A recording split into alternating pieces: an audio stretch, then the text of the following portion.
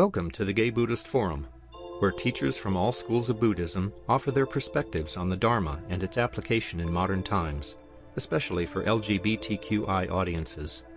These talks are offered freely to the world and made possible by appreciative listeners.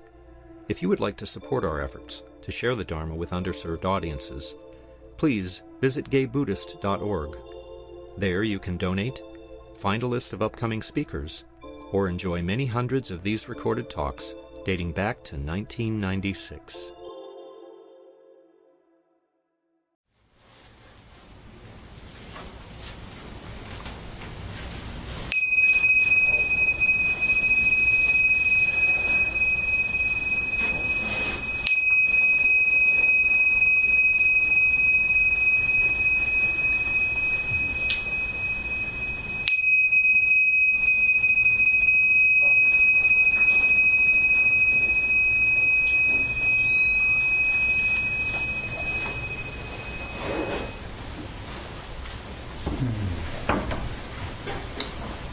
Just sensing the amount of activity and connection that's been happening in the voices.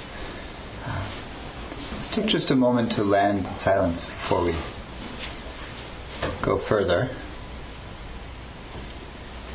Just coming back into the field of silence together. Just take a moment to settle into your place. To hear the creek and the trees blowing in the wind and the birds.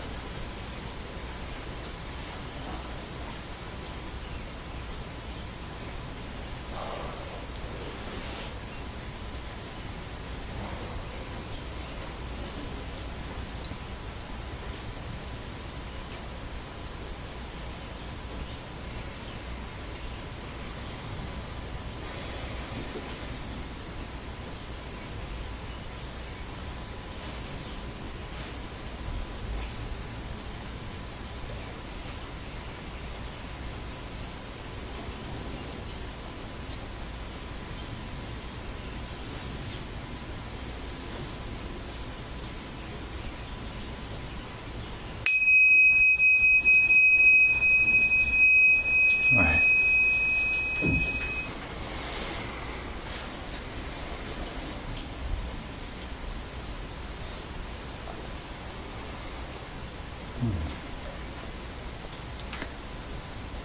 So, please. And Christian, was it your question that was lingering yesterday that didn't get answered also? There was one hanging at the end. Was that you yesterday? Actually, yeah. All right, well, either one, and we'll do both. Yeah, let's see if I can remember exactly. You were speaking yesterday, if I'm not mistaken, at some point about impermanence as relates to many different things. And one of the last things you touched on was the impermanence of the Dharma, unless I'm misquoting. Yeah. And I think you even said something like the Buddha it had been said that the Buddha had mentioned the impermanence of the Dharma and that it would be lost at some point in the future. Yeah. So, as a relative novice, that's a little scary because I come here out of faith. Yeah. Can you please elaborate? Of course. Blessings to anyone who brings faith to this endeavor. It's important.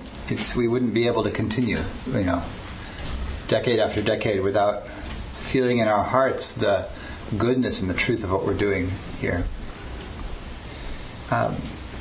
The Dhamma or the Dharma, as a body of teachings, as a set of cultural traditions,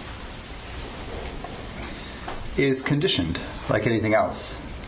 So the specific conditions of North India in the time of the Buddha, were such that they could make possible the kind of search that he undertook and the life that he lived, where he realized something profound and then not only realized it, but was able to teach it very widely, be supported in that teaching. He was able to establish a very successful community and to work hard at that, building the structures. And in many places in the world, and many times in other places, it's not so easy to do that.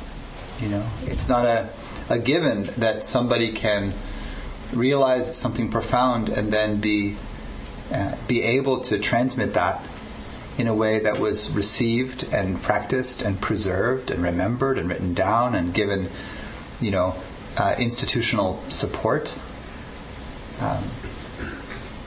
Those are all fragile, temporary conditions. So the truth that the Dhamma points to, we could say the truth of the deathless, this term we've been exploring here. The deathless, or nibbana, the unconditioned, is called the unconditioned because it's not dependent on fragile conditions. So nibbana always is a possibility. It's always possible to free oneself from greed, hatred, and delusion, and to realize the deathless. But without the teachings and the guidance of the Sangha and the culture of the Dhamma, you would have to figure this out on your own. And that happens. There's a whole class of Buddhas called Pratyeka Buddhas, or Pacceka Buddhas in Pali, who arise independently of Dhamma cultures, but they don't teach. They're called private Buddhas or solitary Buddhas. And our Buddha, Siddhartha Gautama, almost became one of these. After he practiced and realized, it occurred to him that the thing that he had realized, the subtlety of deep letting go and of the way action led to rebirth and more suffering, that this truth was subtle, not easy to understand, and that mostly people wouldn't get it. And he thought, that would be annoying. The text actually says, I reflected that there's people with so much dust in their eyes that they would not understand the teaching, and to try to transmit it would be annoying to me. But as he thought that, up in one of the heaven realms, a deity named Brahma Sahampati overheard him thinking that. And the text tells us, as quickly as a strong man would flex his extended arm or extend his flexed arm, Brahma Sahampati disappeared from the heaven realm and appeared in front of the Blessed One. So, Blessed One, you're wrong. There are beings with little dust in their eyes who will understand the subtle Dhamma you have to teach, and who are perishing without hearing the teaching. For their sake, please teach. And only then did the Buddha look out across the world with his Dharma eye and see that there were in fact beings who could be taught. That line in the morning chanting that says, unexcelled teacher of those who wish to be trained.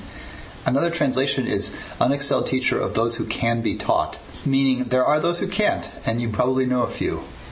Blessings to them. May they find their way. So he almost became one of these private Buddhas, and Brahma Sahampati we have infinite gratitude for, convincing him to go out and teach. But it's not a given that a body of teachings survives in the world. The underlying truth, because it's unconditioned, is not dependent on those conditions.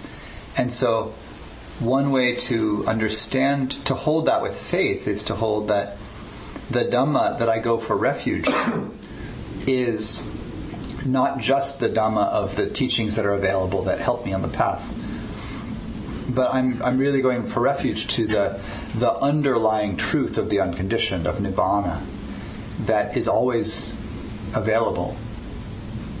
But the relative conditioned cultural phenomenon of a body of teachings and a community is always going to be changeable and temporary. And it's central to the story of the Buddha, actually, that the Dhamma must eventually be lost in the world, because everything fluctuates in the world. And a Buddha is a Buddha specifically because and this is the Theravada perspective, by the way, and it's different in the Tibetan. You may have heard different bodies of teachings around what makes one a Buddha.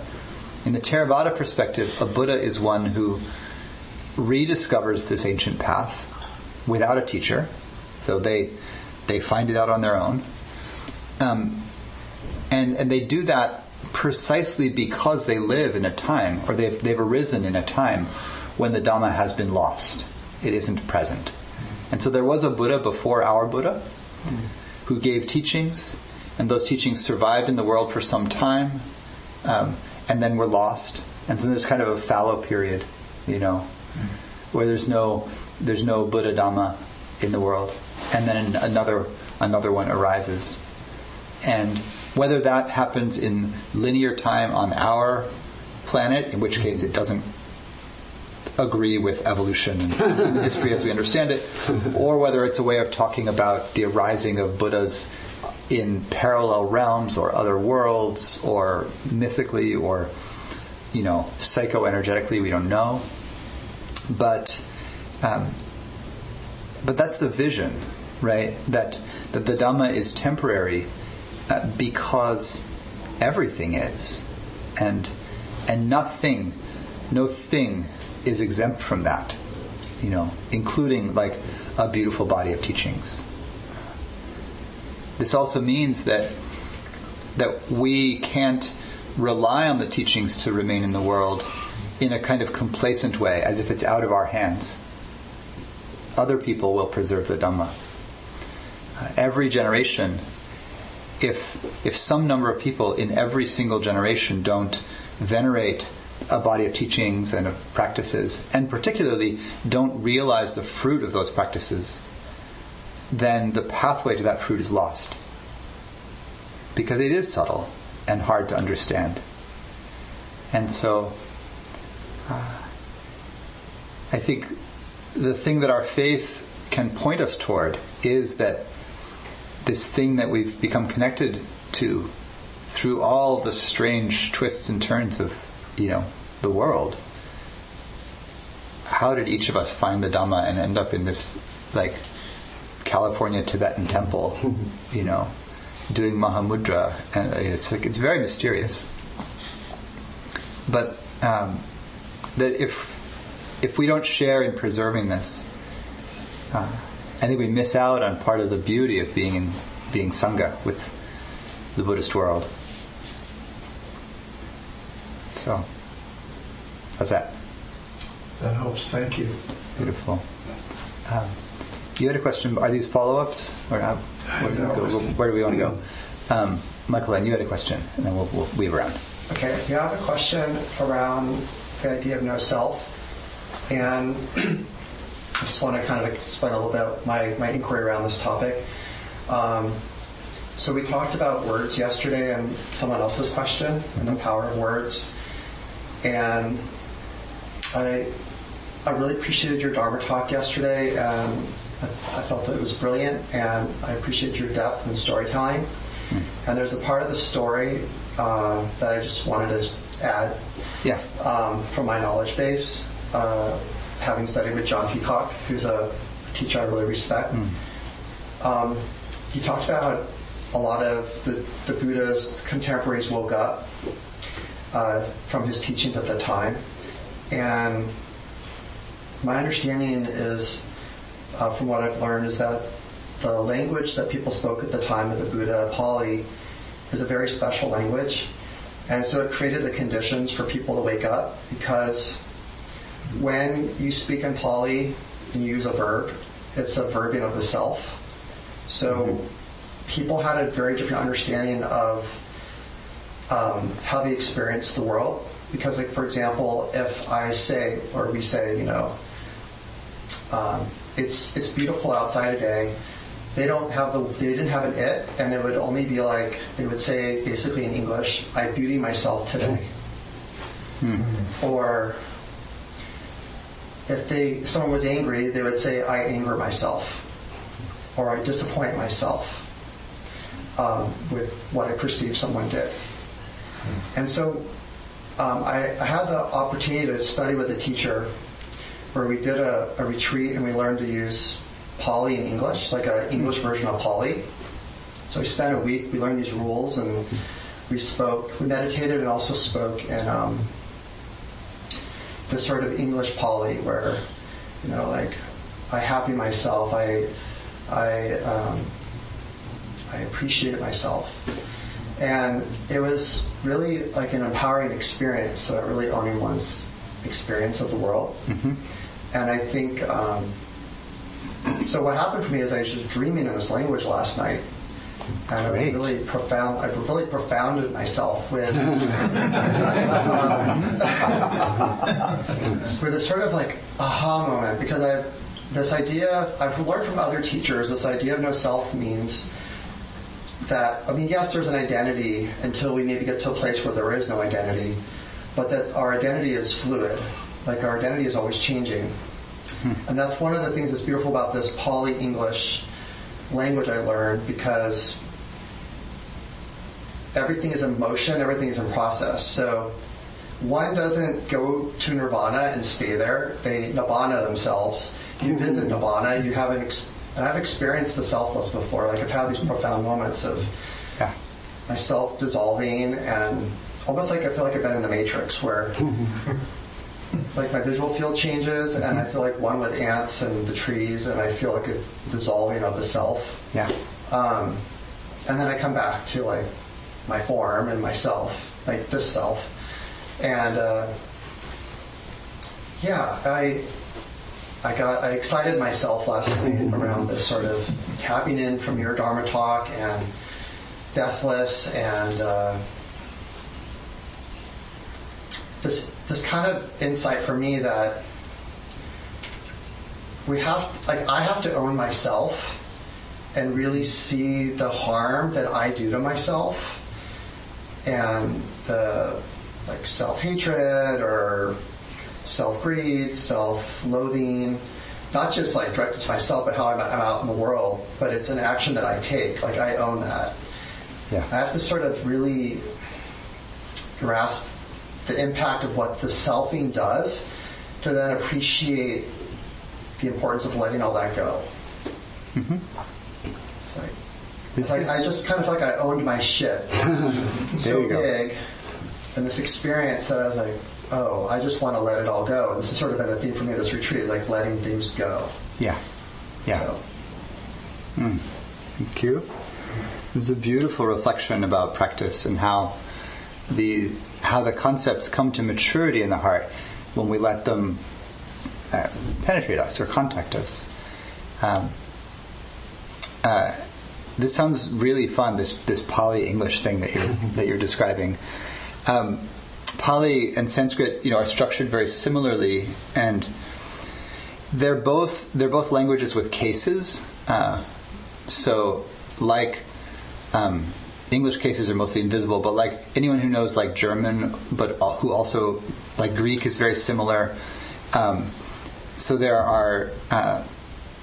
So you memorize all the different cases for like, there's a certain form for being with, or a certain form for doing, or a certain form for being done to, and part of what you're referring to is this. This is for others who are like, what's he talking about?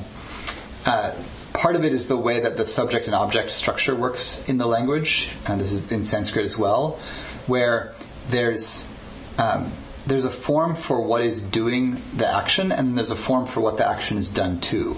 So it's not so much like if I say I drive the car, I'm the doer, and the car is the thing that is driven, and that's a little different from the like subject object, how we use subject object, in this in English. And so it does create a different implications. All languages work differently in terms of how they conceive of a self. In a certain way, the self, in relation to what you're sharing and the conversation yesterday about the logos, the self, in a way, is a kind of linguistic construction. It's a psychological linguistic construction where we think about who we are and what we do in certain ways. And we partly think about that using the words and the word structures that we know. So English speakers will think about the self in a kind of English languagey sort of way, because that's the language we learned to use. And, so that's how we describe things. A language that uses subject and object differently, you're going to think differently and dream differently and have different concepts even about what it means to be an actor in the world, to do actions, to be a doer, or to be one who actions are done to, or who receives the results of actions, etc.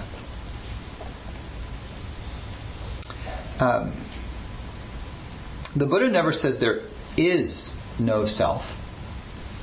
He says there is no self in this or that experience. So form, that's like bodies and things that you see. Form has the characteristic of selflessness, of not self. So there's not a fixed identity in a thing that you could see. You can't say, this is my thing, in any reliable way. It is until somebody breaks it or steals it or,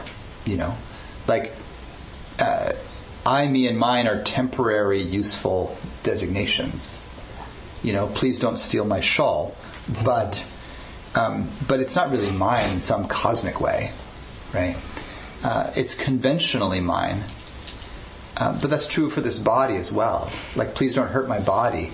But it's not mine. It's not really me. It's temporarily and conventionally me.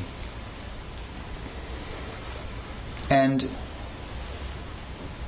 you can see maybe how the emphasis on recognizing the not myselfness of the body would be a natural, even obvious result of the Buddha's insight into past lives.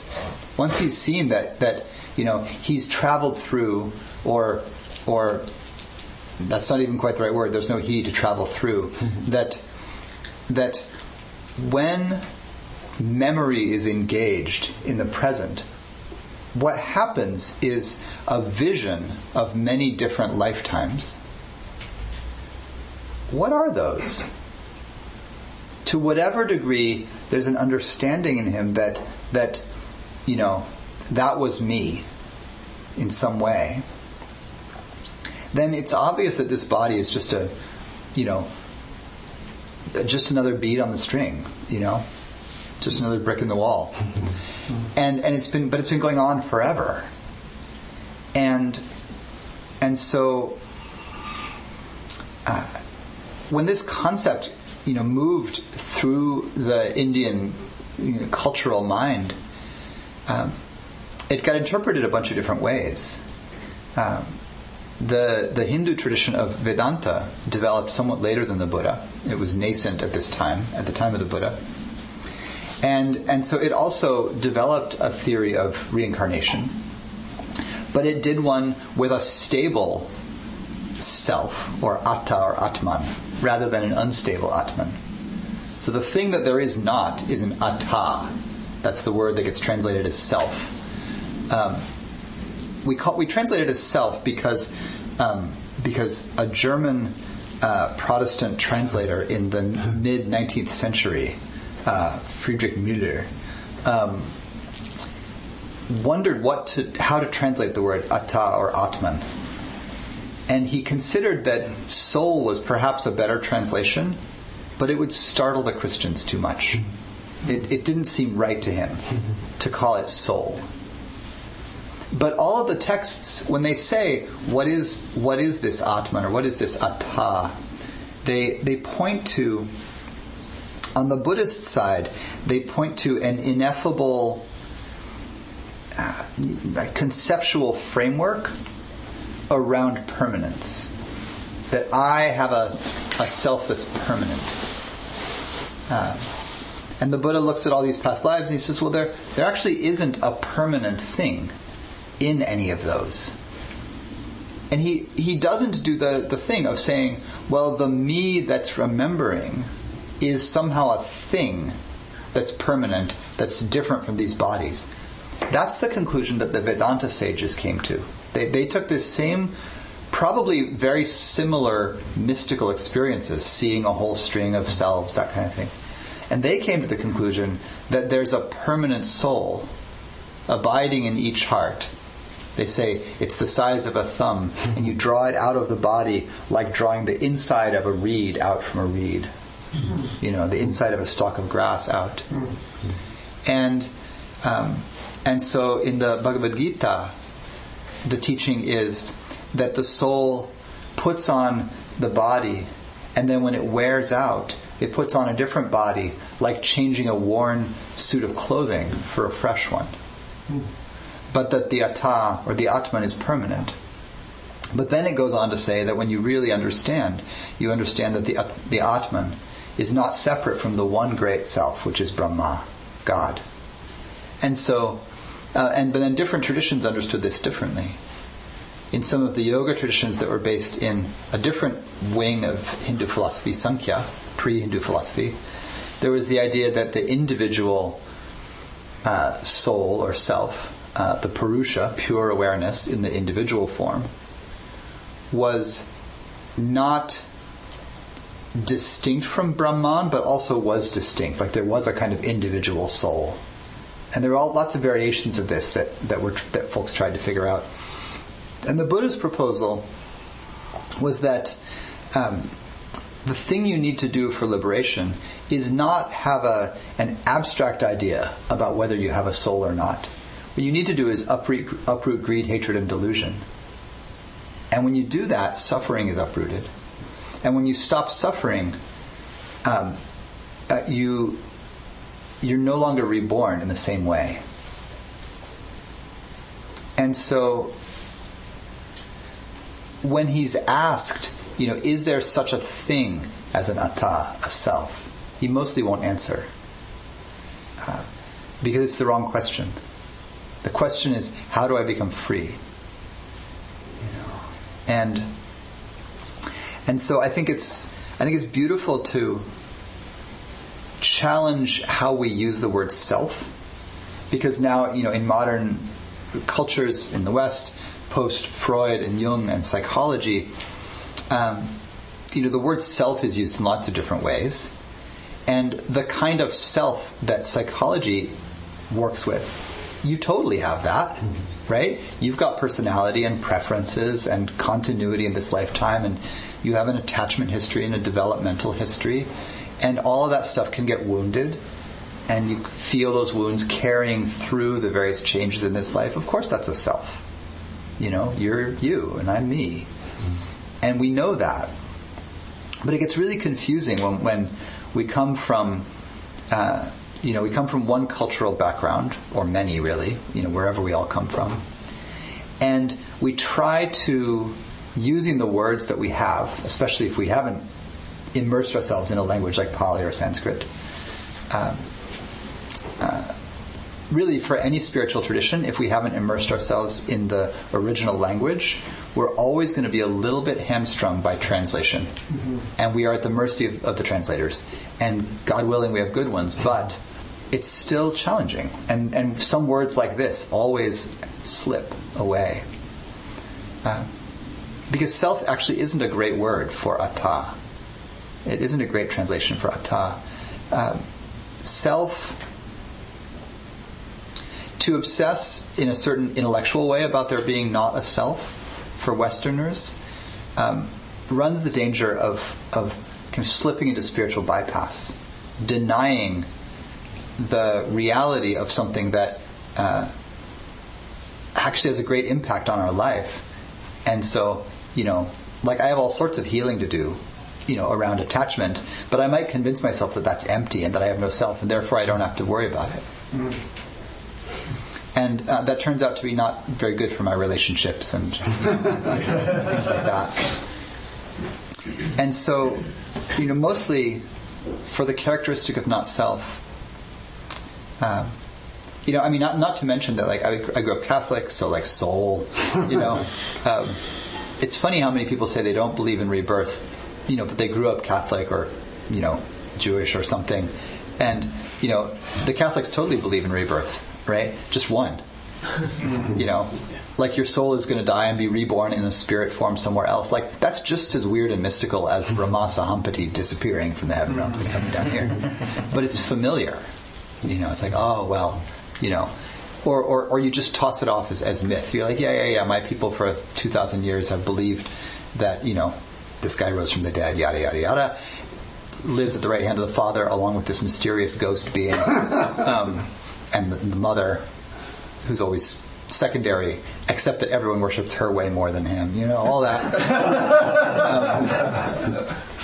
Like to be raised with that and then kind of reject it, and then find this whole other tradition, and then struggle how to deal with the concept of soul or self. Like, I'm sort of just like our poor suffering psyches, having to sort out who we are culturally. I think what's important about the teaching of not self, really exactly as you're saying, is that it's a pointer to letting go. It says, whatever you think is like the solid, like the island in the storm, the anchor that you're clinging to, the sand that anchor is dug into is not that deep. And it's going to pull out eventually. Don't rely on it.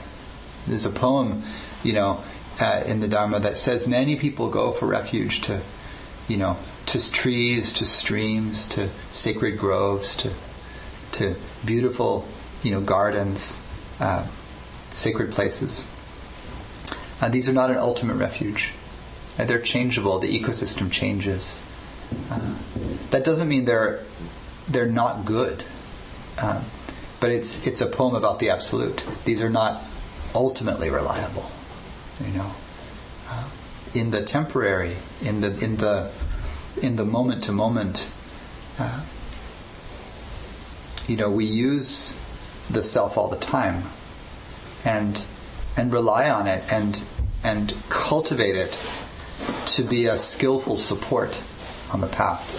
And it's kind of like saying, wherever you are in the process of letting go, the things that you should focus on letting go are the things that are coarser than the place you are on the path.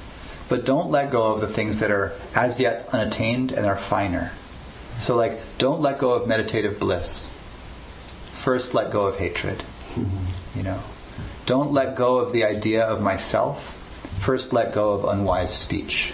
And then bit by bit, you get subtler and subtler until at some point you've mastered meditative bliss and you're resting in profound stillness and everything is really, really pretty dissolvey, and you can see very clearly, and the body is bright and luminous, the mind is bright and luminous. And then you can be like, okay, am I clinging to any of this? And then you can just soften even from there. But it would be a mistake to prematurely let go of the path that we have not yet attained. Right? So, something like that. How's that for a land? Super. Please. My question is somewhat related, but I think in a very rudimentary way. When we say look within, people are always thinking, look within yourself. What does that exactly mean? I mean, if we look within ourselves, for one thing, our senses are by design look outward, right? Yeah. So we have proprioceptive sense. We know where our arms are and things like that. But other than sensations, when my stomach feels, whatever heat or vibration here, I call that a feeling. Yeah. Maybe. But when you get into a state like Michael was just describing, and you're no longer with separate. After, if all the sensations you leave them behind, if there are no sensations, what is it that knows? I mean, it's not a mental formation, is it? Or there's layers, right? I initially think that look within, or like in the morning chant, it says leading inwards. That the first turning is like you're saying, away from the external senses. So I'm inviting myself in meditation to not push away, but just not have in the foreground sights and sounds and smells and tastes. Mostly when I do that, the thing that comes initially into the foreground is internal sensation. So interoception and proprioception are there.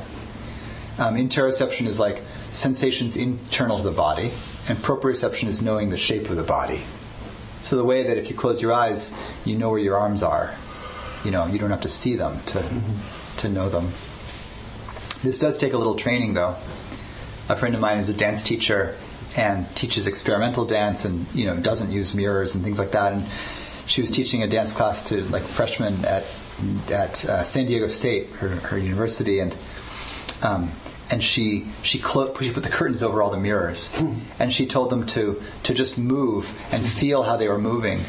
And one of the kids, bless his heart, he raised his hand and he said,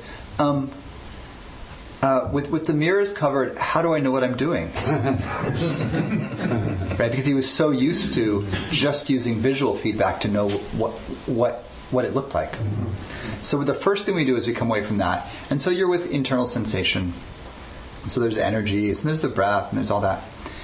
And then in deeper states, like what Michael's describing, those also can soften, and there can be what is initially kind of a mental... the image is not quite the right word. It's not always sort of internally visual, but there's a kind of a mental form that replaces the sensory form. Technically, it's called the nimitta. So like you can be with the physical breath for a long time, you get super concentrated, and the physical breath will start to disappear, and often it's like a smoky white light will appear, and that can become very big eventually. So different colors can appear.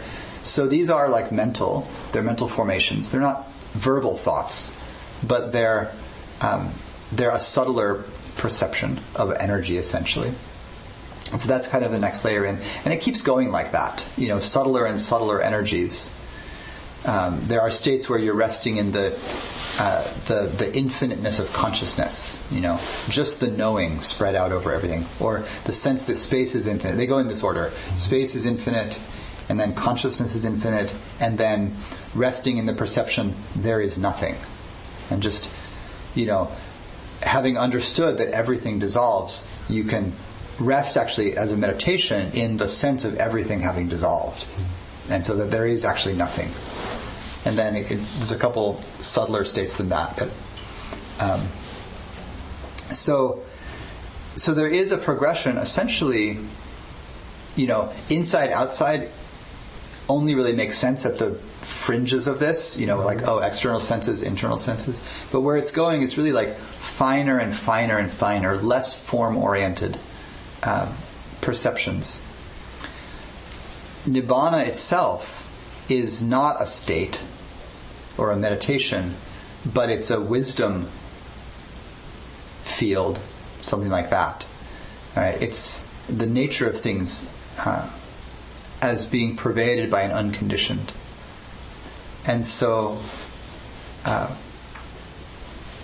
touching that is partly a result of clearing out the external enough to be able to perceive these subtler energies, and then to see past even those. So that's kind of where the looking within, as a metaphor, goes. Yeah. Back here. Right on. You had one in the back, and then please. Yes, reams have been written about death and dying, and I'm not familiar with what about the people left behind besides non-attachment, but I'm just curious, is that addressed anywhere in particular? Or? Like the people left behind, like my brother died folks who grieve. And I have a lot of ambivalence around it. Yeah. And so I'm kind of thinking a lot about that, him. I'm just wondering, I've never encountered, I read lots about death, but not about, what about the people left behind? Or Yeah. Interestingly, I kind of think that everything we write and teach about death is for the people left behind. Because once you're dead, you're off, to whatever comes next. Yeah. Death is only a problem for the living who fear it and have feelings about it. So all of the teachings, in a way, point us as the living toward how do we understand this thing that clearly happens. It happens to people all around us, right? And eventually, will to us. So they say, I believe them. And so all the reflections are just, what we teach all the time, to make real contact with what arises when we're in the presence of death, to remember death. So to remember that this is real, that this will happen to us, it'll happen to everyone we love. And so the instruction, I think, is to let the death that's around us touch us, to be touched by the reality of it, by the feelings that come, and to be real with that, to be real with this is what happens when I really love someone and then they die. This is what happens when I really didn't like someone and then they die. I feel kind of This is what happens when I'm ambivalent. This is what happens when I just kind of won't look, and I'm in denial. Most of y'all are old enough that it's a little too late for being in denial about that. You've lost enough people. And that's,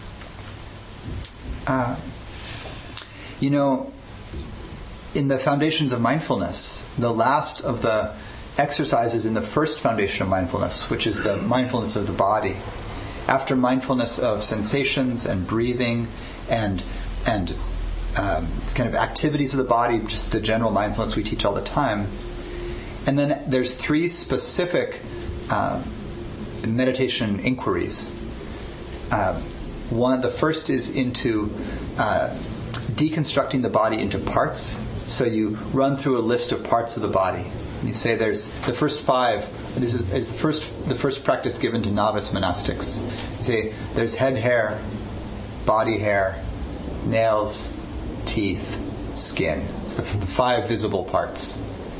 And so you think of them. You think of your own. You think of others. Oh, that's head hair.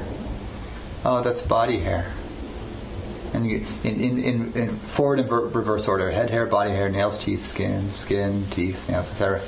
And you meditate on this. These are the parts. These are also the parts that we get the most lusty after. So if you're a young monastic trying to figure out why you did this celibacy thing, and you see someone attractive, you can look at them and you can say, "Oh, wow, they're so sexy.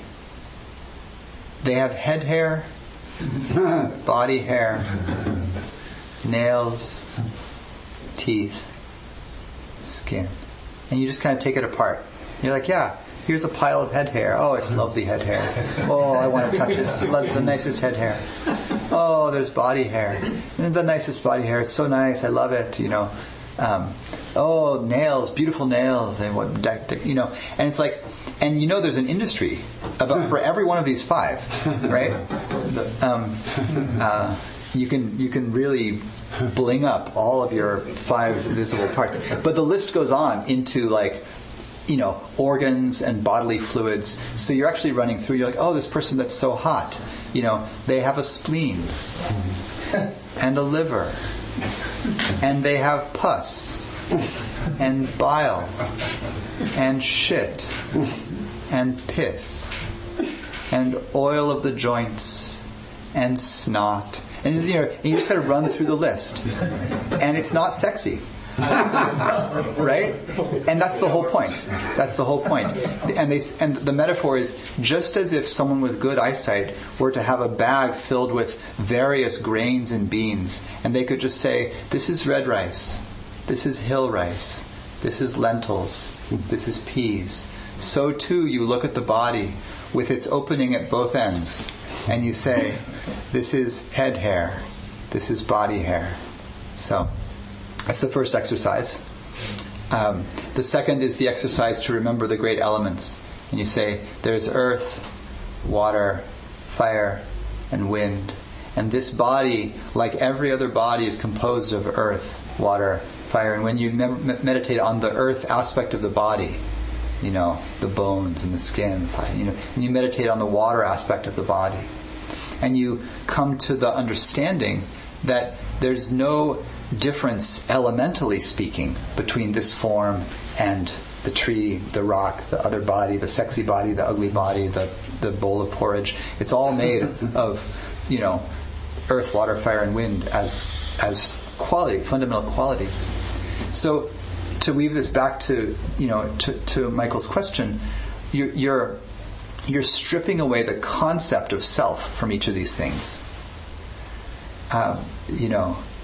By seeing it in a different light, seeing it as parts, seeing it as made up of the same stuff as everything else.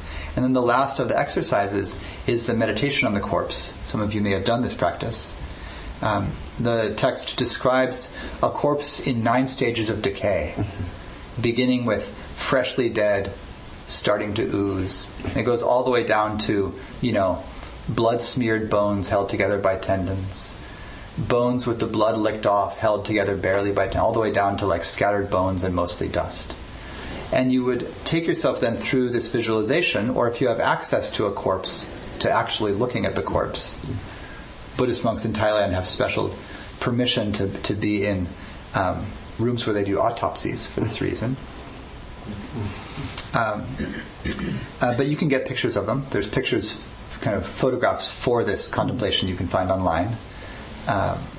Of each of the 9 stages. And of course you look at it and you notice your feelings and you say, this will happen to me and everyone I love. And so this is mindfulness of the body. It's not just, may I be present with my beautiful body as I move through the day. Like, that's great, start there. But it goes all the way. And so the contemplation on death for the living is, and I think it's really, this is the heart of the Dhamma, is just to get real with everything that surrounds this fact of nature, and then to be with it, and that's going to mean processing all the emotions that are there and figuring out why we're attached in this moment and ambivalent in this moment and all of that.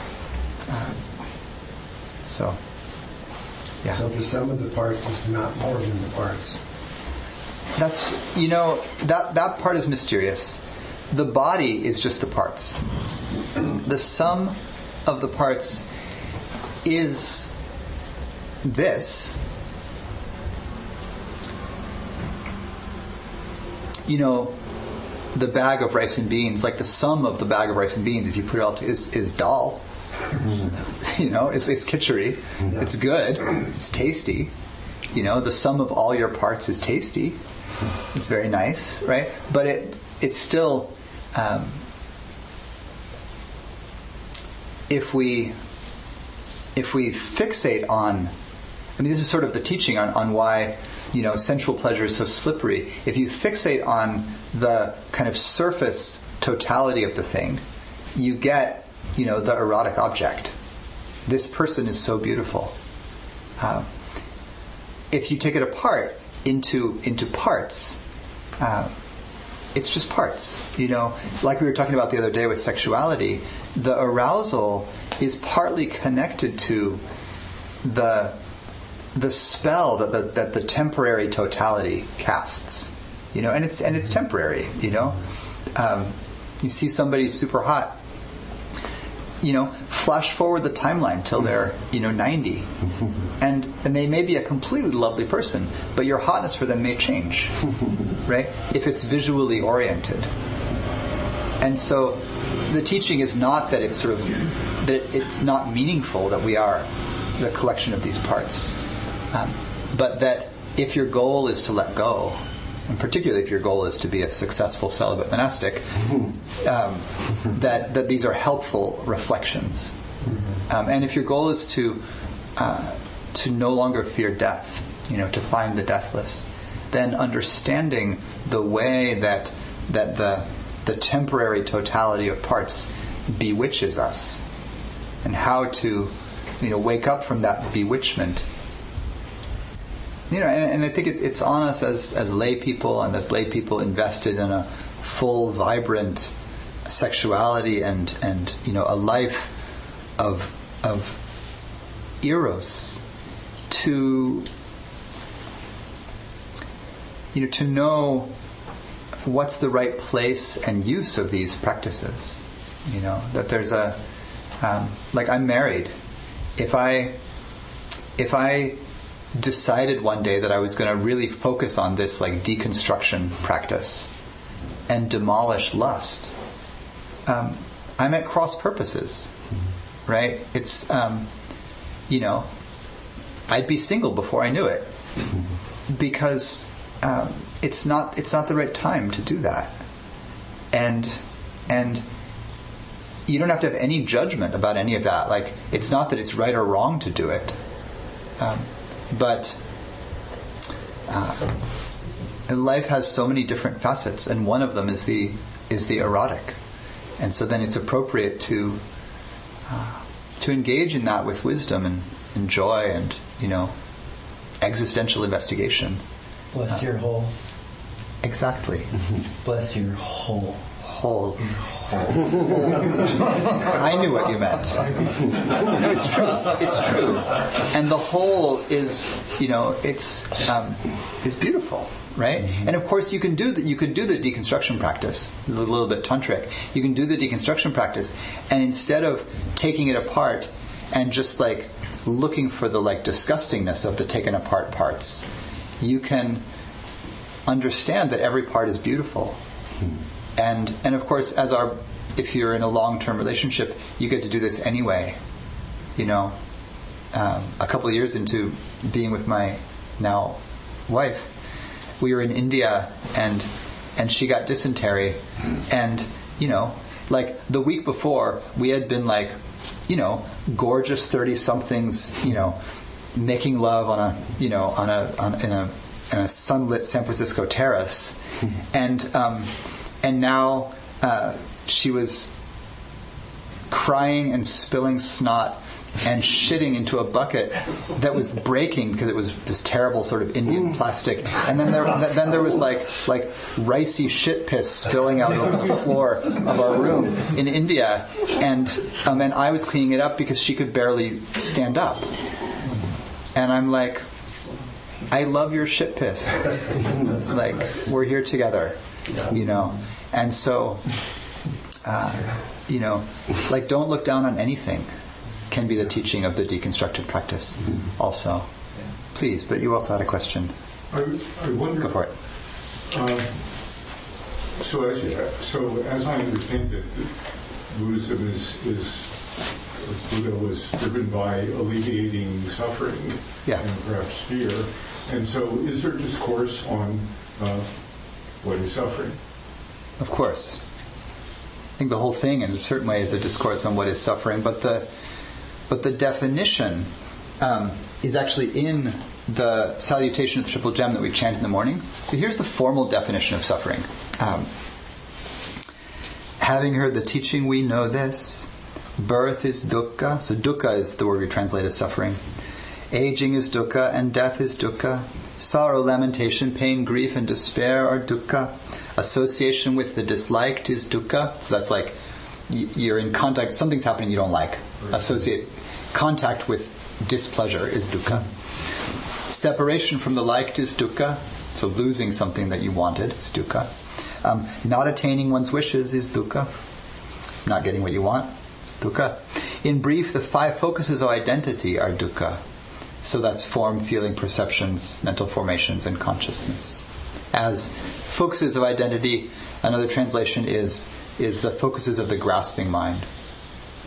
So in this definition, it doesn't say that life is suffering.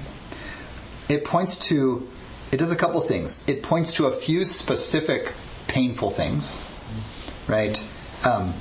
Birth, aging, and death have suffering in them, right? I was present at my kid's birth. That was painful. And to say that it was also divine and beautiful doesn't, don't use that to deny the fact that birth is painful, right? And I know a mama who was like, I had a cosmic orgasm during my birth, and it was totally beautiful. It's true, that happens, right? It's still true that birth is painful. But also, the Buddha is not just saying the sensations of birth are painful for women. He's also saying, I've seen my past lives. Being born again and again and again and again and again is painful, right? So, birth is painful, aging is painful, death is painful. Circumcision.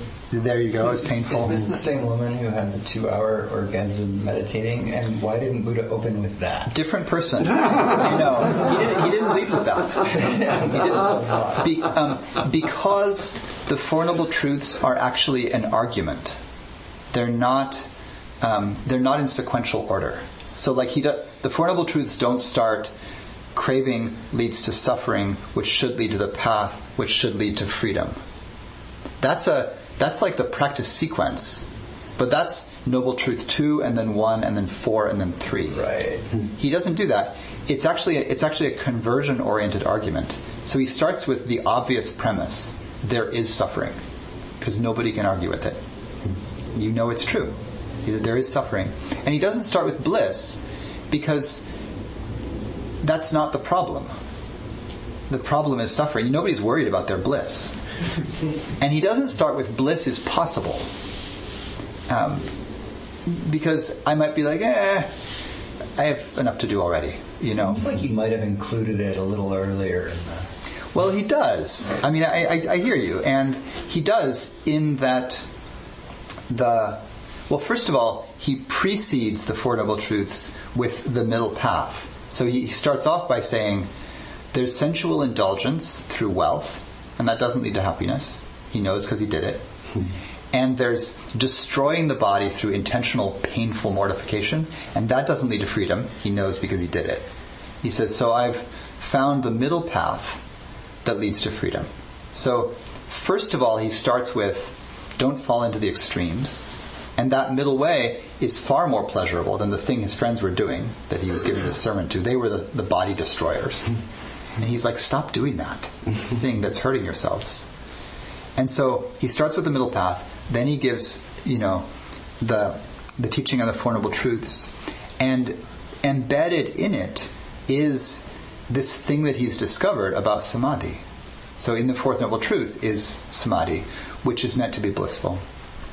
And that itself, he teaches on jhana. Jhana is mentioned like thousands of times in the discourse. It is actually one of the things that he mentions most.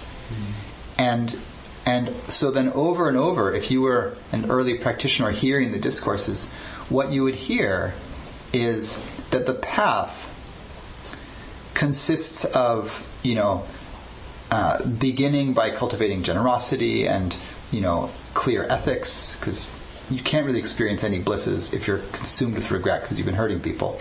So you start with ethical practice and generosity, and then, and then as you clean up your actions, it becomes possible to meditate.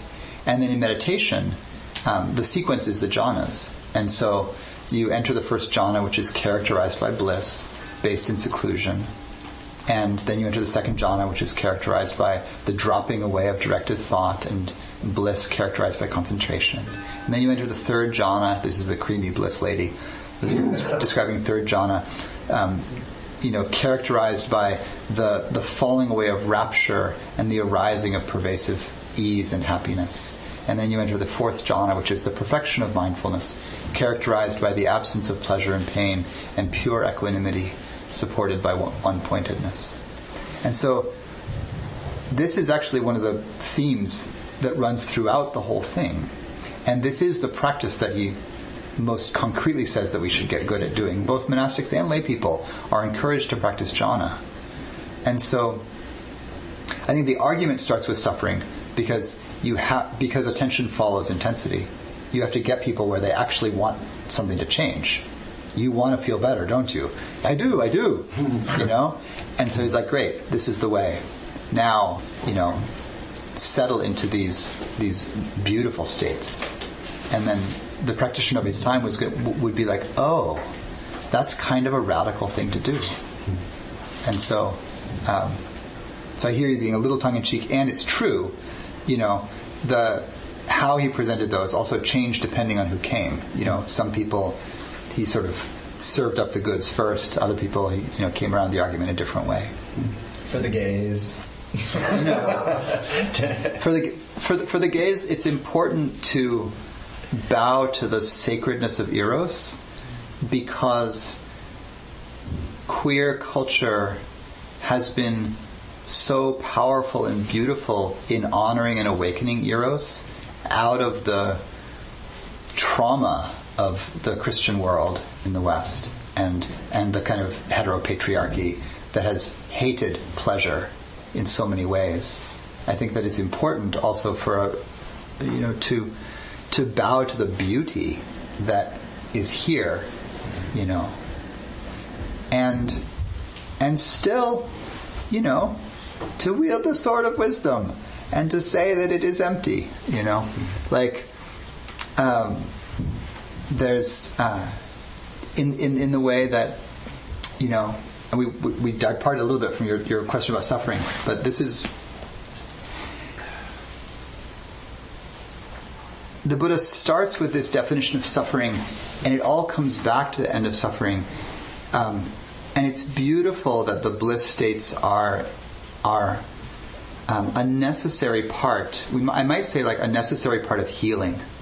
That before this profound dropping away into the unconditioned can happen, before you can let go of all those past lives with all of that, there has to be a deep honoring, I would say, of the reality of all of the forces that got us here, that include desire and eros and all of that. And I think the go within, that you asked about, that Jeff asked about, partly is take those energies and draw them within. So you take the erotic, which is so often outward and clinging, and you turn the attention inward in contact with these enormously moving energies, and you experience them in the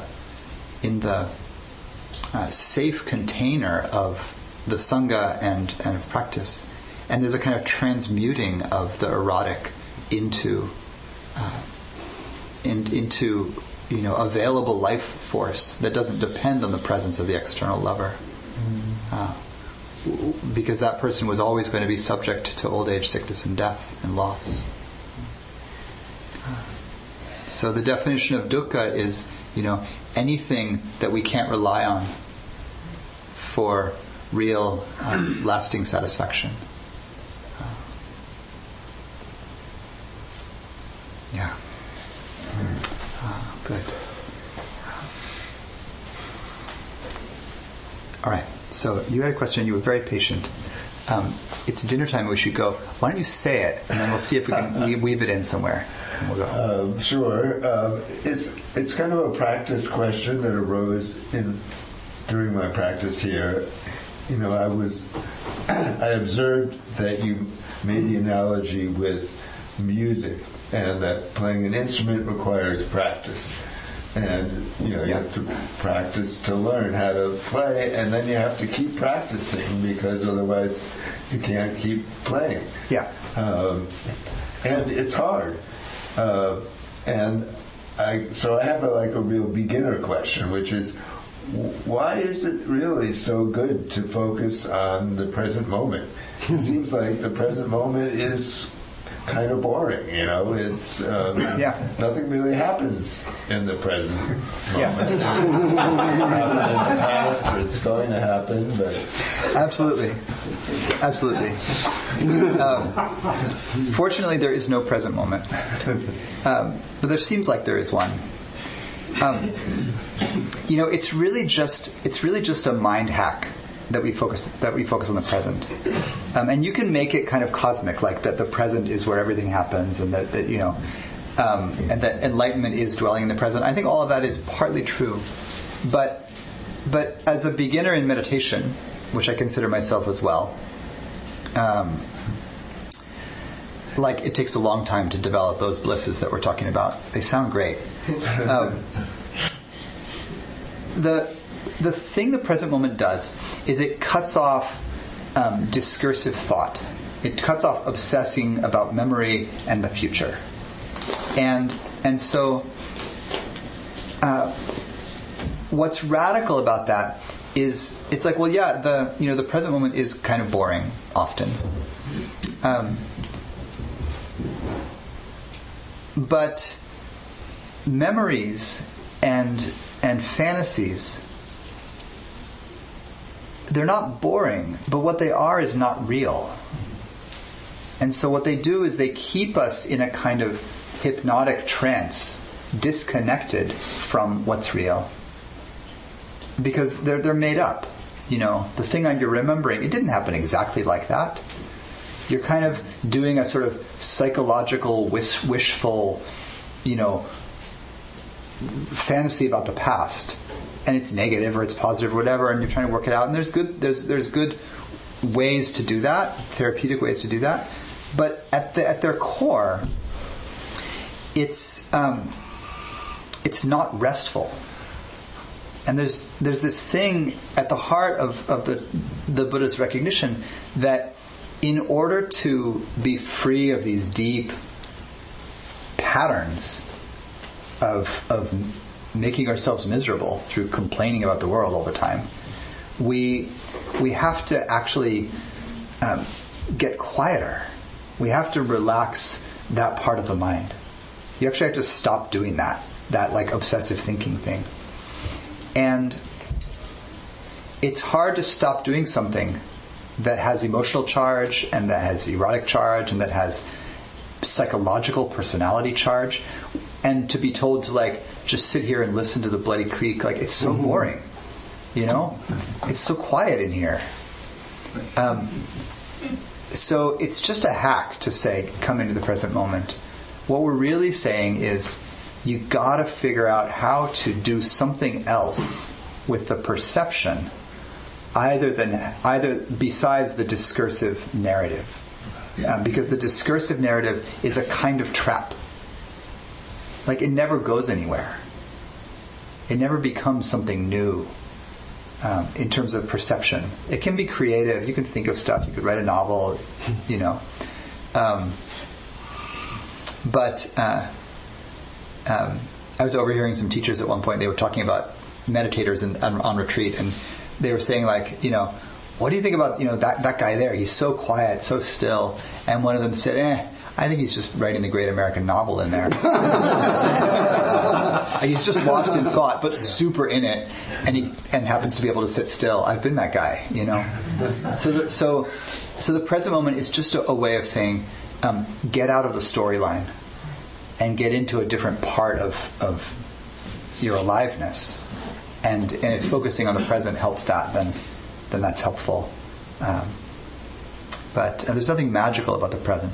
There is something magical about shutting up the story and opening to other channels of perception. There, please. I'm sorry, sorry. No, please. No, it's just we also see the transparency of the past and the transparency of the future. They're a ghost. Yeah.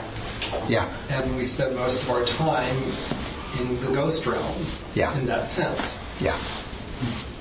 Yeah, it's coming. The only way to see that they're ghosts is to come out of them and be like, oh, And then you can see them arise. When they arise constantly without a break, it's very difficult to see what they are. It's kind of like not knowing what silence feels like. I work with an organization that does mindfulness for teens, and at one point they were over ambitious in bringing a bunch of teens from very poor neighborhoods in Oakland and San Leandro on retreat. They got a grant to bring people, onto meditation, a mindfulness retreat. So they got a bunch of kids from, through some organization, and took them out to the retreat center, which was in the mountains of Cazadero, and up in Sonoma County, out in the woods like this. And it was a disaster. Partly because, not completely, but a whole bunch of kids had to go home. And they were very sweet, but one of them was just like, I can't relax out here. It's too quiet. I've never been around this many trees. Oh, wow. It feels really weird. And they couldn't drop in. It wasn't a peaceful environment. When people haven't done silent retreat, one of the things they're often most scared about before going is the silence. What will I do in silence? If we spend our entire life consuming media, taking a media fast is going to be jarring, right? If we spend our whole life in conversation and contact, being in solitude will be jarring. And if we spend our whole life in the ghost realm of thought and memory and fantasy, coming out of that is going to be very strange, right? And inner silence is strange and sometimes boring, right? You're like, well, the fantasy was much more interesting. My worry was much more interesting. And so there's a purification. It's called purification because it's strange to do. To find what's it like to come out of that ghost realm of the past and to be like, okay, right now this is what's happening. And you could just play with it, and be like, you're like, whoa, this place is trippy. Where did I end up? Let's see how bored we can get. Exactly. All right, so we should go to dinner. This is really quite a good question, actually. So we are in silence. So let's go back into our silence. We'll have dinner in silence. Keep the space. Let your attention listen to something besides story and conversation. So we'll be in that space. We'll come together for our evening ritual by the stupa. Wear warm things. Bring a cushion if you want to sit on the ground. Bring anything you need to be comfortable there. We'll spend our whole evening out. We will have a fire. And I'll invite you to, between now and then, if you haven't already, write on a small piece of paper. It could be any wish or intention.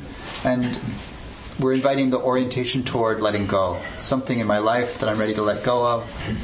Some part of suffering that I'm moved in this moment, in this retreat, to set into the fire. We'll do our chanting and ritual there at 7. Do you think we get some paper and pens from the retreat center, maybe? Yeah, we could. Let's get a few pieces. We'll cut them into little bits. We'll put them by the announcement place down there. 7 o'clock? 7 o'clock. Thank you. There are some... Can use those, sure.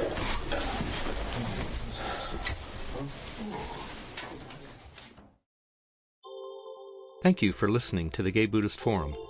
If you would like to hear several new talks per month and be notified of upcoming speakers so you can participate live, please subscribe to this podcast, like us on Facebook, and join our mailing list by visiting gaybuddhist.org.